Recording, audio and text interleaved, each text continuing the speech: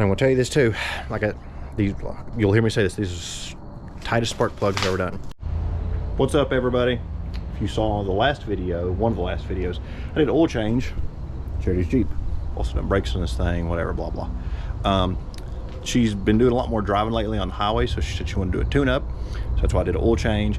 I'm also going to do spark plug wires, and a coil. So we'll start out today with spark plugs. Anytime you have a misfire, you want to do a tune-up, plugs and wires is basically the thing. This one has a coil and wires. It does not have individual coil packs or distributor. Kind of a hybrid system there, because you've still got plug wires, but you've got a coil, you don't have a distributor. So we're going to start out with these 3 plugs. Go to the other side. These 3 are the easy ones. 3 on the other side kind of suck, because they're like down in there and recessed and behind all these heater hoses and stuff. Shouldn't be too bad. We'll start over there. I got the replacement plugs. They are Bosch Iridium. Here is your part number if you need it, 9661 Bosch Iridium. It said the factory plug was a double platinum, so I went with an Iridium. And I like Bosch in American cars.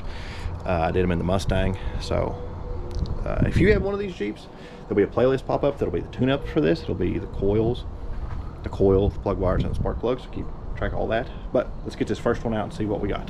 So I'm gonna take a second and walk you through the tools you'll need to do this job. First thing you need, of course, is spark plugs. I got the Bosch, like I've said many times, American cars, Bosch, import NGK. Here is your part number, 9661. Had to order these, Advance didn't have them in stock, got them the next day. Obviously this is a 6-cylinder car, so you'll need 1, 2, pack of 4, 6, 1 for each cylinder, okay? Then what you will need is a ratchet, like such. A spark plug socket. It is a 5/8 spark plug socket, and a couple of extensions, you know, just various lengths or whatever. I tried this guy. This guy is a extension and a spark plug socket built together, but it had a lot of flex in it like that. You can see it's kind of got a universal on it, and I just didn't feel like I was getting enough bite. It was wanting to distort. And I'm gonna tell you this too, you'll hear me say this, these are the tightest spark plugs I've ever done. So I got penetrating oil. You don't have to use liquid wrench. You can use PB Blaster. You can use Advanced brand, Walmart brand, whatever. Just penetrating oil. Let it sit for like a half hour. Let it sit for a half hour. The first one was real tight, and then as I've been going, they've been getting progressively looser, so I think I needed to let them all soak for like 40 minutes. So I actually had to use a breaker bar on a couple of them. I don't recommend that. I have broken a spark plug off in a head before. It's a really simple job on this side. On the other side, I don't know what I'm gonna have to take loose. I don't think I'll have to take anything loose or out of the way. We'll find out as we go, but so far that's the only tools you'll need. So let's get after it. 2 other things you want to consider when doing this job: anti-seize and dielectric grease. I don't use anti-seize. If you want to put anti-seize on these, that's fine. Iridium double platinum plugs are normally like once in, you change them every 100,000 miles, so it's kind of a, you don't plan on these coming back out. If it was every year, yes. I do recommend dielectric grease because it keeps the plugs, in case you have a coil pack go bad or whatever, it makes them easier to come off. I actually bought plug wires too, which you'll see in the next video. It came with some dielectric grease. If not, right there by the registry, but those little packs, they're called job packs, they're like $1.49. Get some dielectric grease. Bulb grease, if you're old, a lot of older people came into the shop and said, I need some bulb grease. Here's dielectric grease. No, I need bulb grease. It's the same thing, trust me. Just a little bit on there. Once you put it in the head, keeps your spark plug boots from getting seized. Let me show you how tight these were from the factory. I actually broke the porcelain on that one, and I'm pretty sure, to me, it looks like it is bowed down, like warped. And that gap is electrode is worn down, and it looks like it's opened up compared to that. So these definitely need replaced, and also these are Champions. I'm not a big Champion or Autolite fan. This will definitely be an improvement. Plus it's going to have new plug wires and a new coil, so it should run better and get better gas mileage. So I'm going to put this guy back in, put a little dielectric grease right up here. We'll start it by hand, get it in, and then tighten it with a ratchet. When you put dielectric grease on, this also known as bulb grease, some people call it bulb grease, you want to put it just a little bit around the edges. What that does, that keeps the boot from getting stuck. So just put a little bit around the edges there, and we'll put this back in the car. Like I said, I'm going to reach down there, start it by hand, then hit it with just a ratchet.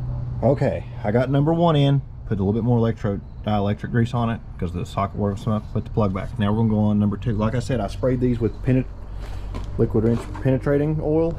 Let them soak for about a half hour. You gotta think, as I do one, the other one's getting more time to soak, so they might get easier as I go because you've got more time to let the penetrating oil penetrate. Penetrate. Second one wasn't as bad.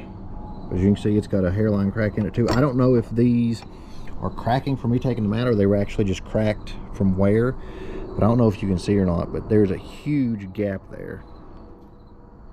So these definitely need to be replaced. This will definitely help Charity, like I said. I'm pretty sure it said these were either iridium or double platinum. You know, like I said, they're champion, and I don't like a champion plug. American cars, I run Bosch. Bosch, Denso, NGK, it's the only plugs you should buy, in my opinion. When I worked at the parts store for a few weeks, a guy told me that I was crazy for thinking that a champion plug or an NGK plug was better than an Autolite. But Denso, NGK, if you're going to do an import, if you're going to do an American car, Bosch. Just stick with those, you'll be okay. Plug number 3, another broken ceramic, porcelain, whatever you want to call it. And these are rusted, and it is really badly gapped. So, left one out of here, put it in there, and this side will be done.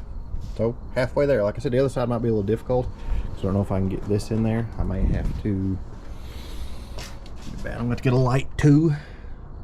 I may flip it around because all the lights are on that side. Start the Jeep, turn around, back it in. That way I'm working over here in the light. Work smarter, not harder.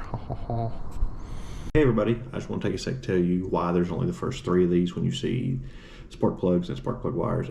I did this for Charity in September, and it got dark, and I said, hey, come back in a few days and I'll do the other 3. I was afraid I was going to break a spark plug and not be able to get out of dark. That was September. It is now 3 days away from being June. Haven't really heard from her. The parts are still out there, so I never got a chance to finish this video. That's why this is part 1. Part 2 hopefully will be the other 3.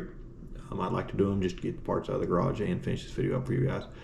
So sorry that there's no passenger side, but if you can do the driver's side, you can do the passenger side. Just follow these instructions, just take your time.